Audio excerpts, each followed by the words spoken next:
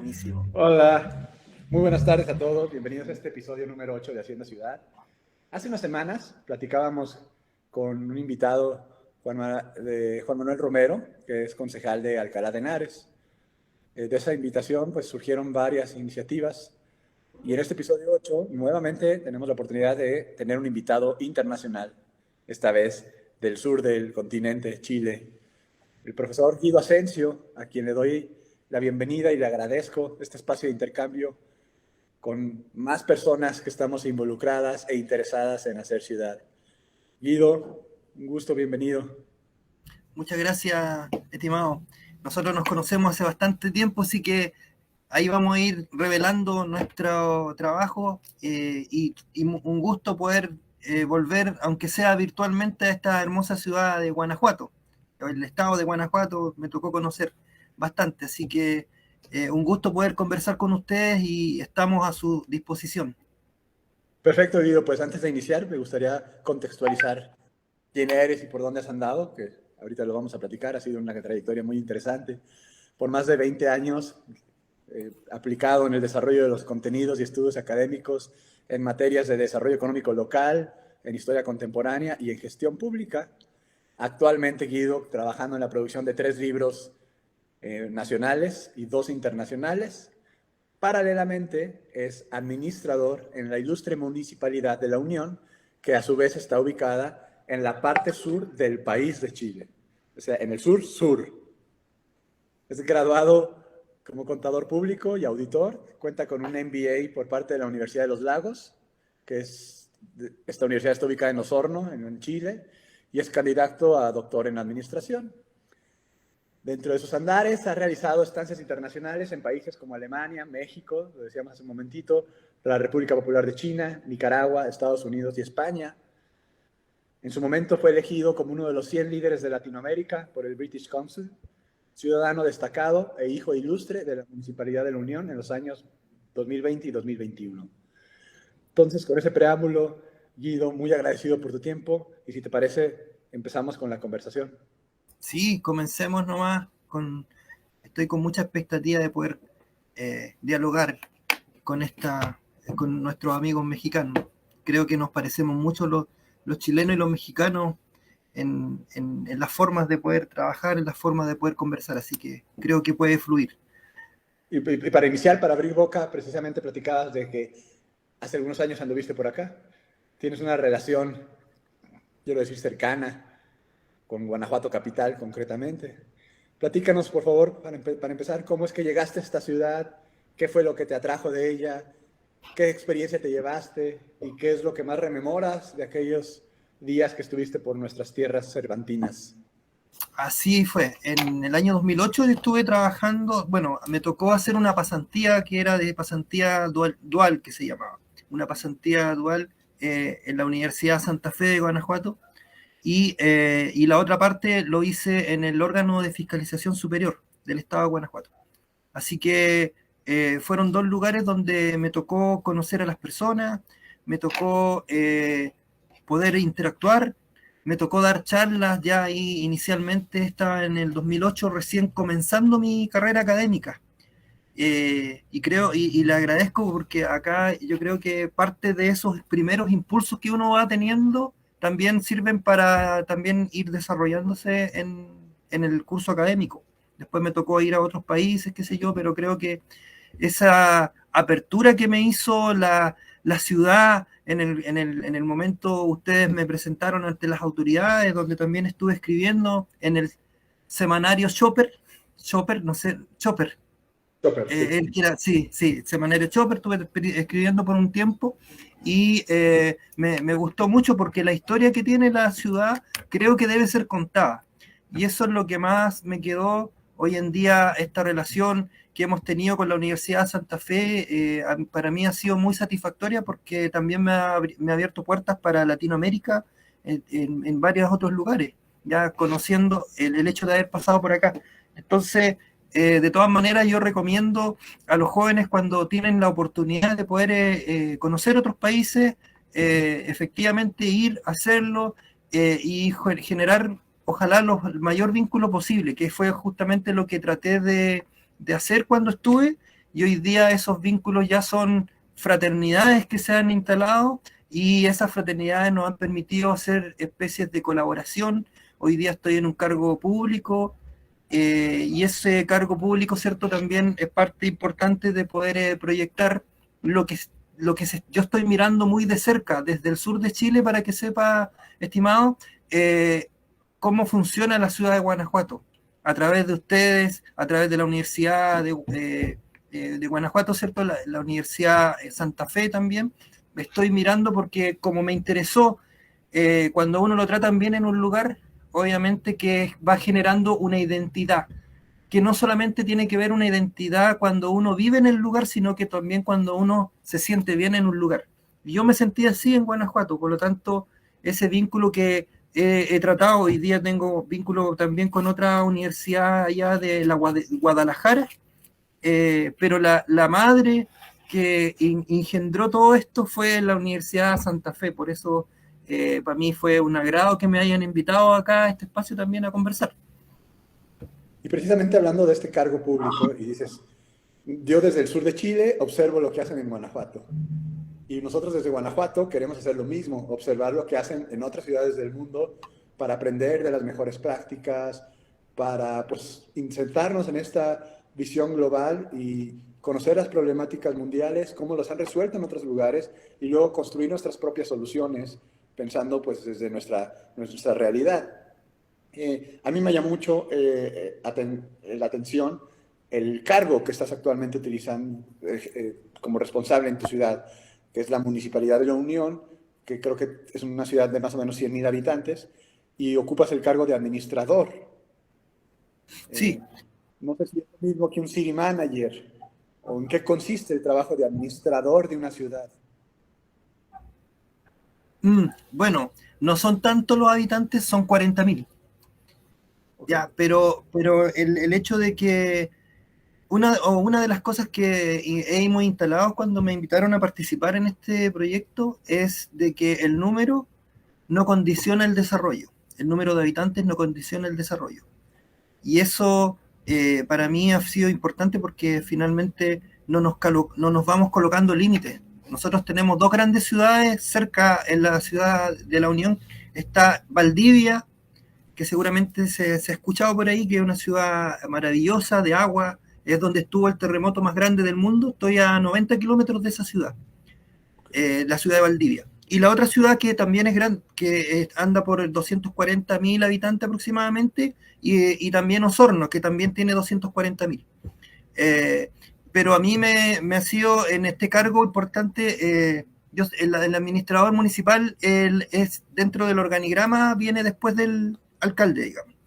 Es un cargo de confianza, donde obviamente se desarrolla, es la parte más ejecutiva de lo que es el trabajo, ¿cierto? El alcalde, la función es mucho más política, con los partidos, con los ministerios, trabajar, ¿cierto? Con el tema de los sectoriales que se trabaja, y yo lo que hago es aplicar esa política pública en el lugar. Para mí es una tremenda satisfacción porque yo he estudiado el desarrollo desde diferentes perspectivas.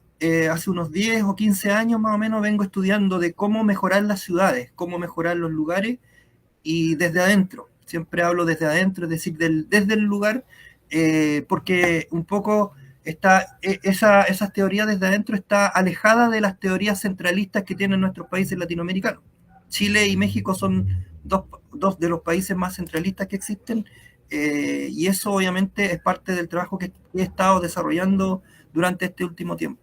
Así que ese es mi labor, representar cuando no está el alcalde, quedo como alcalde subrogante, y para mí es importante poder obviamente desarrollar esto, lo que he trabajado harto, el trabajo en red con las grandes ciudades que tienen nuestro país también, las que están alrededor y de otros lugares. ¿Cuáles, en ese sentido, en esta experiencia que ya tienes como administrador de la ciudad, han sido los principales retos, dificultades con las que se has enfrentado? ¿Cómo los resolvieron allá en la municipalidad? Y me interesa también este concepto de desarrollo desde la visión chilena.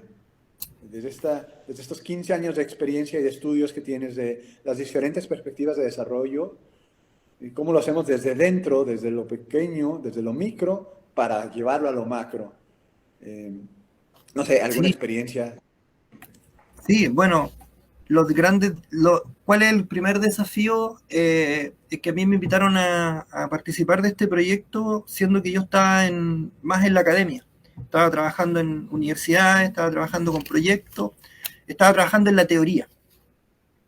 Y estaba en la investigación, haciendo publicaciones, libros, y después me dijeron, usted, si, cuando me invitaron a trabajar en el proyecto, antes de que salga el candidato que salió, alcalde, me dijo, usted puede hacer la estrategia, y a ellos les gustó la estrategia, y después cuando ya ganó yo no tenía la intención de venirme a esta ciudad. Sin embargo, después cuando ya se ganó la elección, el equipo que ganó me llamaron porque me dijeron, si usted hizo una estrategia que caló hondo en la ciudad, usted venga ahora a hacerse cargo de su estrategia. Así que ese desafío para mí es lo que estoy haciendo. ¿Qué pasó? Que yo venía un poco acelerado, porque siempre he estado en el mundo entre lo público y lo privado, trabajando con universidades privadas y públicas, trabajando en la administración pública también. Entonces, el principal desafío ha sido cómo hacer que el lenguaje desde la política pública local pueda calar en las personas, calar en la cotidianeidad, digamos, en el ciudadano a pie, como le decimos acá, como le dicen, ¿cierto? ¿Cómo puede calar esa política pública que uno habla de un discurso, se construye un discurso en base a una estrategia, pero cómo poder hacer que esa estrategia se comunique de manera adecuada? De primera, o mi principal problema fue que hablaba de la estrategia y no se entendía mucho. Y me lo hicieron ver y creo que una de las principales ventajas que puede tener uno es de que aprende a escuchar con todo este tipo de cosas. Y esa escucha me permitió de que no era necesario hablar tanto de lo elevado que podría ser una estrategia, sino que de lo que le toca al ciudadano común y corriente en el lugar donde uno va. Y eso es lo que he ido haciendo. O sea, si me toca ir a una población, si me toca ir a un barrio, si me toca ir a un sector cultural, qué sé yo, trato de, obviamente, de conocer el lugar y poder hablar de cómo desarrollar ese microespacio. Eh, y la teoría desde adentro de los estudios de desarrollo tienen que ver con eso, con lo endógeno. Ustedes utilizan acá en el mismo episodio, ¿cierto?, de la ciudad, en algún momento vi que hablaban de glocalidad. Y la glocalidad, que es un concepto que se ha ido instalando en Latinoamérica a partir del año 2000 aproximadamente, y es un concepto que justamente dice, está bien lo que viene de afuera, pero no es lo más importante. No deje de valorar lo que ya tiene, el endogenismo, el trabajo que tienen las personas. Y Latinoamérica tuvo un gran problema, que no solamente pasó en Chile, pasó en toda Latinoamérica, en México también, con el tema de la sustitución de las importaciones, donde se mató un poco lo que es la empresa local y el desarrollo local. Entonces, eso es el desafío que se está haciendo hoy día, que es revalorizar todos los elementos que en algún momento eran relevantes dentro de la empresa. Yo recuerdo cuando fui al estado de Guanajuato, en la ciudad de León, cuando me hablaban de el cuero, la importancia del cuero, de los zapatos, de los mejores zapatos de Latinoamérica salían de ese lugar, y era maravilloso ver que las personas que vivían en el lugar y que viven en el lugar valoraban y tenían una identidad y tenían un relato. Y el desafío que estoy haciendo cada día, más o menos acá en la ciudad de la Unión, es construir un relato donde las personas se sientan identificadas con lo que están haciendo y lo puedan obviamente proyectar. Como se dice acá, es hacer que las personas se crean el cuento. Es difícil, pero hay que tener una estética del lenguaje. Me he dedicado un poco a estudiar algo de filosofía para poder entender ese tipo de cosas también, y la estética del lenguaje es una de las cosas que me ha quedado bien grabado, digamos. No da lo mismo, ahí un poco citando a Foucault, no da lo mismo de decir donde dice uno lo que dice, porque siempre va a tener un efecto, y eso hay que cuidar. Que es lo que más le estoy diciendo, por ejemplo, a mi jefe, que es el alcalde, no se comprometa a todo. Cuando tenga que comprometerse, pregúntele a su equipo. Usted tiene un equipo que le puede decir, pero no le diga que sí a todo, porque el decirle que sí a todo se va a convertir en lo que la demagogia ha denigrado la política, lamentablemente. Y ese es como mi trabajo permanentemente, hacer de que lo que se diga se pueda hacer. Y es difícil, pero entretenido. A mí me gusta mucho estar en esa, eh, como se le dice acá, segundo piso, o desde la sombra, trabajando en la estrategia desde la sombra, sin tener tanta figuración pública, pero sí de que lo que se ha planteado desde el inicio se va haciendo más lento de lo que yo pensaba, pero hemos ido avanzando. Por ejemplo, los temas de digitalización, la meta de llegar al cero papel en los lugares donde la burocracia es lo que prima, es complejo. Y los equipos, cuando llegué con ese tema, no, me decían, no, pero es que yo estoy acostumbrado a ver mi firma en el lugar, a ver la firma, esa era como por eso firmaba. Entonces le dije, no, disminuyamos esta burocracia, y al disminuir esta burocracia nosotros podemos tener un mayor servicio y un mejor servicio, una mejor llegada. Me costaba mucho porque yo quería como hacerlo todo de inmediato, y qué es lo que he estado haciendo hoy en día, haciéndolo por departamento. Como jefe de todos los departamentos estoy haciendo una alineación y ya, el departamento piloto, la dirección de obras, por ejemplo. Hagamos todo esto digital, nos disminuimos la cantidad de días de trámite, nos disminuimos, aumentamos los ingresos y disminuimos la cantidad de papel y la tinta que se ocupaba para la impresora. Y eso sopesamos inmediatamente y tuvimos una ganada inmediatamente dentro del resultado que se necesitaba. Pero está entretenido eso. El cero papel queremos llegar en un año. Esa es la meta. Wow, muy ambicioso, excelente, qué increíble. Digitalizar definitivamente la implementación de tecnología tiene que ser parte de prácticamente ya cualquier solución que se plantee para cualquier problema. Así En es. estas épocas ya no se entiende una solución sin la incorporación de tecnología. Yo también he sido, y seguramente muchas personas que puedan revisar esta conversación, han estado pendientes de un fenómeno que está ocurriendo en Chile que nos intriga mucho, o cuando menos en lo personal me intriga mucho. Yo le llamaría un proceso histórico, porque han elegido al presidente más joven de la historia del país. Así es. Gabriel Boric Font, 36 años. Yo no sé qué edad tienes tú, no sé si lo quisieras Yo tengo compartir. 40. Muy joven, pues. Y el presidente es más joven que tú y que yo, y es el presidente Así de un es. país. Entonces, es increíble, es un fenómeno que Sí. no sé si sea inédito en toda Latinoamérica, que haya un presidente de un país tan importante como Chile a esa edad. Me Mm. llama la atención. ¿Qué nos puedes compartir tú? ¿Qué está sucediendo en Chile a nivel ya de movimiento social, de cambio generacional, que los jóvenes están llegando ya no solamente a tener puestos importantes de toma de decisiones, inclusive a los puestos más importantes o más trascendentes, a impactar a millones de personas con sus acciones, con sus decisiones, con su manera de pensar, con sus discursos? ¿Cuáles son estas propuestas? ¿Cuáles son estas lógicas? ¿Cuáles son estas ideas que Mm. están promoviendo a esta nueva generación a tomar lugares tan protagónicos de la vida social? Mm. Yo creo que, bueno, efectivamente el presidente el más joven que ha tenido la historia de Chile. Eh, pero esto es parte del proceso, de un proceso que ha venido Chile desarrollándose a mediados del año 2000 más o menos.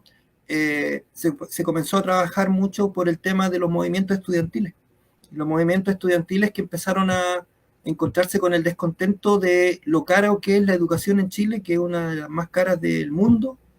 Eh, la educación privada y la educación pública, lo que se buscaba es educación de calidad. Hay justamente quienes levantaron la bandera de lucha con este tema fue el mismo presidente que hoy en día está con algunos de sus ministros que hoy día están trabajando.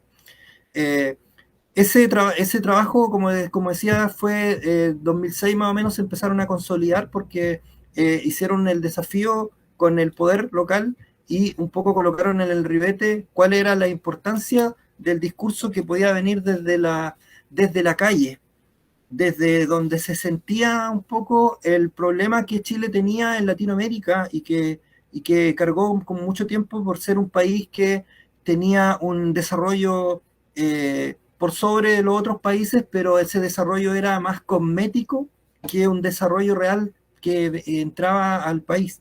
¿Ya? Y ese desarrollo cosmético que vendió el presidente Piñera en su momento como uno de los países que estaba en una isla, que estaba en un oasis, fue justamente lo que desató todo el problema del estallido social que hubo en el año 2019. Y esto está todo relacionado justamente con que Boris llegara a ser presidente. El estallido del año 2019 comenzó por un tema de un pasaje del metro en Santiago. Sin embargo, eso fue lo que desató lo que hoy día tiene Chile, el tema del estallido social en octubre del año 2019. Bueno, luego vino la pandemia mundial, ¿cierto? Que eso empeoró las cosas y eso hizo que se repensara el país y se pensara también en cuáles eran las condiciones que se necesitaban para restablecer el orden. El estallido de los 2019 generó muchas pérdidas para empresas, generó muchos elementos por el descontento justamente del gran discurso. Yo creo que ese es el punto de inflexión para que también el presidente se pueda instalar, porque él era parte de la negociación, era diputado en ese momento y él era parte de la disidencia del oficialismo, y esa disidencia fue justamente la que hizo que hoy día también se esté discutiendo en Chile algo tan importante como es la nueva constitución. Que no teníamos el sistema constitucional que tenía en nuestro país, era muy rígido y estaba muy arraigado a lo que fue la dictadura militar de Pinochet. Por lo tanto, esa bola que empezó de a poquito con los movimientos estudiantiles se fue agrandando y agrandando, y en el año 2019 ya explotó, y después la forma del nuevo orden.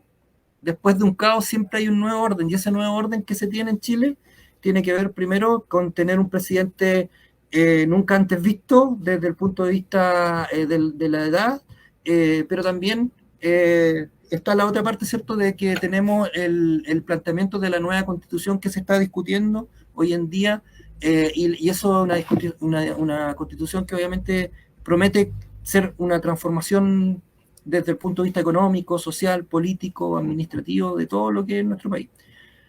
Es un riesgo también, y eso uno lo tiene que colocar. Pero esos riesgos están dispuestos a asumirlo, y yo creo que esa juventud que tenía o que tiene el presidente es lo que llevó a que hoy día esté en el lugar. Y hoy día una de las cosas que al estar un mes también se le cuestiona por el tema de la experiencia. Yo creo que en un mes no se puede tener muchos resultados de nada en ningún lugar, y creo que hay que tener paciencia. Yo confío en que ojalá le vaya bien. Claro, digo, por el bien de todos, que le vaya bien, pero creo que esta parte es muy poderosa, ¿no? Existe un discurso y ese discurso es capaz de emocionar y de ilusionar.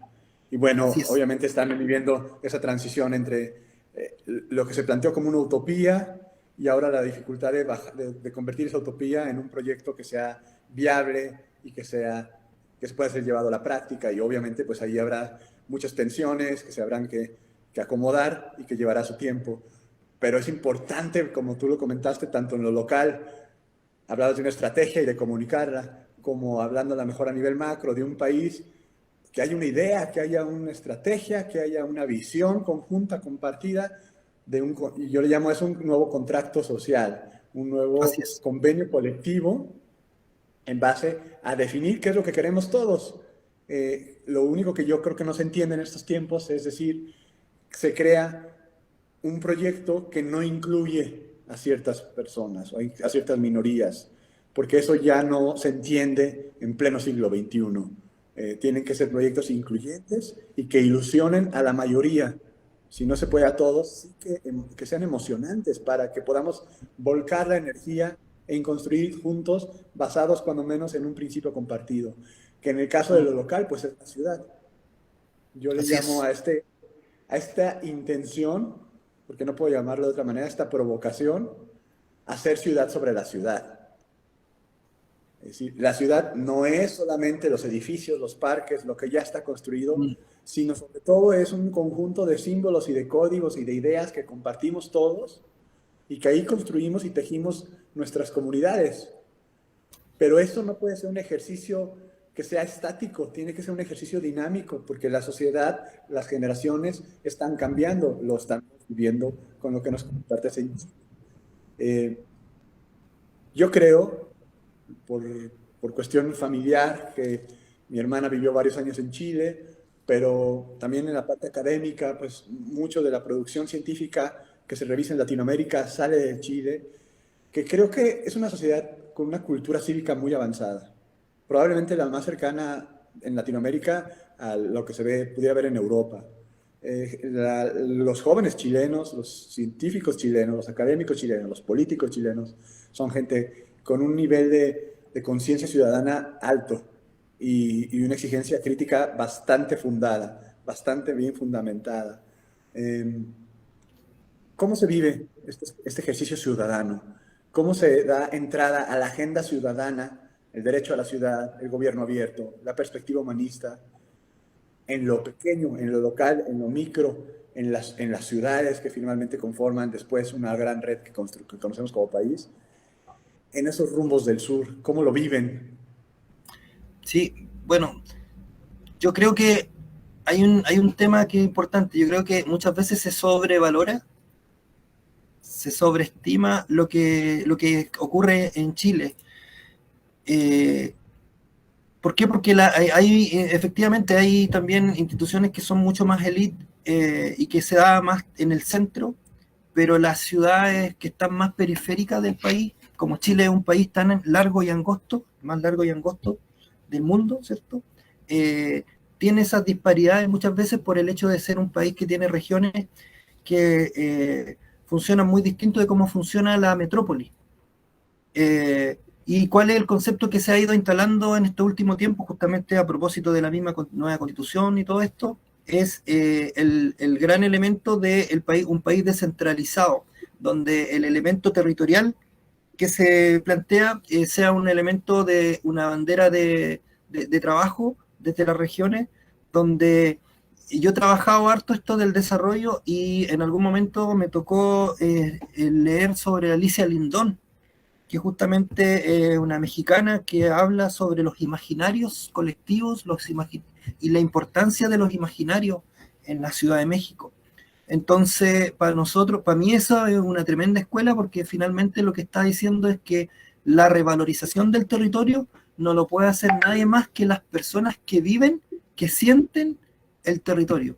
Y Que eso es habitan el un espacio. concepto que habitan en el espacio y que no solamente, como decías tú, no es solamente fierro y cemento. La construcción porque la diferencia que se hace y que hoy en día lo hizo Manfred Mannef en algún momento, Manfred Mannef estaba en Valdivia, era un docente de Valdivia y fue premio Nobel alternativo de economía y él hablaba de la economía descalza y de varios temas y uno de los temas que también puso en relieve en los años 80 la gran diferencia entre el crecimiento y el desarrollo. Y que el crecimiento tenía que ver con algo mucho más físico y el desarrollo tenía que ver con el desarrollo de competencia. Ahí un poco hizo eco de lo que Sergio Guasier, que es otro chileno que hablaba sobre los desarrollos de las ciudades, de cómo se fueron implementando con otros elementos justamente para no decir que solamente para poder hacer una mejor ciudad vamos a colocar más cemento y vamos a hacer más edificios, sino que aparte de eso, el desarrollo, por ejemplo, de las competencias de las personas que viven, el desarrollo de clúster estuvo muy de moda en su momento, el desarrollo de los barrios industriales que estuvo muy de moda en Latinoamérica, y eso se fue instalando. Pero el gran error que hubo en su momento en el desarrollo latinoamericano, me refiero, y que justamente también repercutió en Chile, porque Chile estaba la CEPAL, donde estaba instalado este tipo de estudios, era de que el concepto inicial era de que solamente había una dicotomía en que lo público lo hacía mal y lo privado lo hacía bien, pero no conversaban. Y había esa dicotomía entre lo público y lo privado. Sin embargo, esa dicotomía hoy día ha ido diluyéndose esa delgada línea que divide lo público y lo privado. Incluso hay algunos autores que dicen que no existe una línea entre lo público y lo privado. Y eso es fabuloso porque lo que genera es las alianzas que se deben hacer, el trabajo de la gran empresa es parte importante del trabajo, ¿cierto?, que se puede dar en un lugar para generar desarrollo, pero la microempresa tiene un desarrollo también mucho más amplio. Y eso se fue valorando. La microempresa estaba invisibilizada en los primeros estudios de desarrollo de Latinoamérica. Y era parte importante, los únicos que importaban eran los que tenían barrios industriales, los barrios industriales que se desarrollaban para salir de la ciudad. Sin embargo, después se empezó a reconsiderar las pequeñas empresas y eso fue lo que empezó a conversar de cómo las municipalidades, por ejemplo, tenían esa relación, generaban una amplitud de comercio para poder, abrían las puertas del lugar para poder desarrollar. Y ahí yo les voy a colocar un ejemplo que estoy haciendo en la Unión. Compra local. La promoción de la compra local, yo aumenté en los meses que he estado, en la municipalidad es la mayor compradora como municipalidad. Y por lo tanto, existe la ley de compras públicas, como existen en todos lados, pero la compra pública era muy restrictiva en algunos casos. Sin embargo, le tenía mucho miedo a utilizar la compra directa, el trato directo, porque tenía que ser muy bien justificada. Yo encontré todas esas justificaciones y las publiqué en algún momento en un artículo y esas publicaciones hoy día sirven para obviamente aplicarlo en la ciudad de la Unión y en cualquier ciudad de Chile, porque les dije, miren, si tomamos nosotros la ley y podemos decir que podemos, por ejemplo, dar énfasis a que los pequeños productores, los pequeños agricultores puedan vender en el lugar y que más encima la municipalidad o los servicios públicos, que son los más compradores, por antonomasia, tienen convenios con este tipo de empresas locales, nosotros podemos autoayudarnos. Y eso he estado trabajando. Pasamos de comprar las cajas de comida para COVID, por ejemplo, que es algo muy cotidiano, que se compraban todas en Santiago cuando llegué. Yo dije, no, hagamos unión de proveedores dentro de la ciudad y que nos vendan los mismos que están acá. Pero no suban los precios tampoco tanto, sino que hay un control. Pero es decir, ayudándonos, autoayudándonos, también hemos generado ese tipo de confianza. Pero por eso digo, ahí hay que utilizar muy bien la ley porque las leyes son en algunos casos muy restrictivas. Existe mucho miedo a hacer transformaciones en el ámbito público y yo creo que ahí es algo de lo que tú puedes también relevar. A mí me toca mucho eso, no, pero es que eso nunca se ha hecho, eso nunca ha pasado y ¿por qué nosotros lo vamos a hacer? ¿Por qué nosotros tenemos que ser los pioneros? Y eso ha sido un desafío permanente básicamente en mi vida de trabajo de los lugares para ir transformando, aumentando los presupuestos, generando diversificación de ingresos, generando estrategias de acompañamiento, pero, pero no de manera tan agresiva, por decirlo de alguna forma, sino que paulatinamente. Y en eso estoy trabajando paulatinamente para que la ciudad surja de mejor forma. Y me gusta porque, sino que hablar de alianzas, hablar de convenios, hablar de consumir local, implica por fuerza hacer sinergia, por muy buenas ideas que se tengan, por mucha actitud de transformación. Si no hay esta colaboración, esta sinergia entre lo público, lo privado, lo macro, lo micro, entre los ciudadanos de a pie, como decíamos, la autoridad, si no se logran ese tipo de convergencias, en poner por delante lo que se tiene en común antes que plantear cuáles son las diferencias, es muy difícil lograr una transformación. Se puede lograr Sí. a lo mejor algún cambio, como aplicando el mismo concepto cosmético, ¿no? Simulaciones, maquillados, que parece que está sucediendo algo cuando en realidad no se está llegando a hacer una transformación porque, decía yo en un inicio, hay gente que se queda de afuera y al haber gente que se queda afuera, siempre habrá resistencias. Entonces, Así bueno, la es. medida que se podamos ser estratégicos para construir esas sinergias es como se puede construir una mejor ciudad, es como se puede hacer ciudad.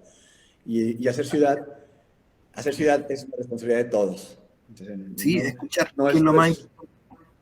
sí, yo no sé, acá luego nos pasa que que en nuestra forma de entender la ciudadanía implica elegir a las autoridades y después esperar que las autoridades lo resuelvan.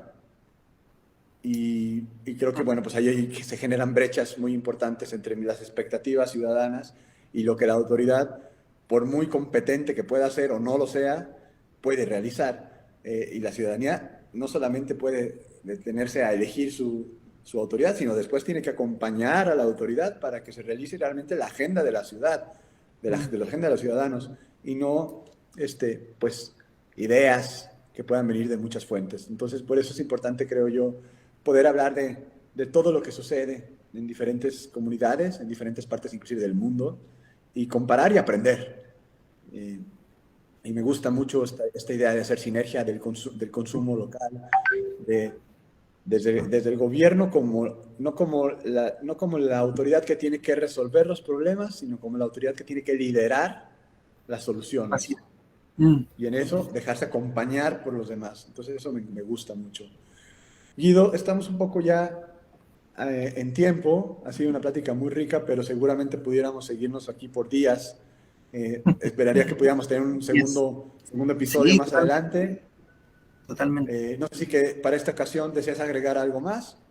Sí, parte del, bueno, dos cosas. Primero, los proyectos que se están haciendo y que se están desarrollando, cada vez pasar de una democracia representativa a una democracia participativa, creo que un camino que ha seguido toda Latinoamérica y es la forma de también acá cómo se está instalando la constitución, donde están pudiendo colocar que los mismos ciudadanos decidan qué cosas son las que tienen que tener y cubrir sus propias necesidades.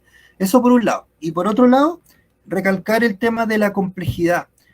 Yo he trabajado bastante a Edgar Morán, que es un autor que habla sobre la teoría de la complejidad, donde la Claro. multidisciplina puede resolver los problemas y que cuando uno tiene los problemas los puede tratar como fenómeno. Y el fenómeno, como el COVID, se trata desde el punto de vista de los profesores, de las disciplinas de los profesores, de la disciplina de la salud, de la disciplina del constructor, de la disciplina de cualquier, todas las disciplinas tienen que decir algo frente al fenómeno COVID, por ejemplo.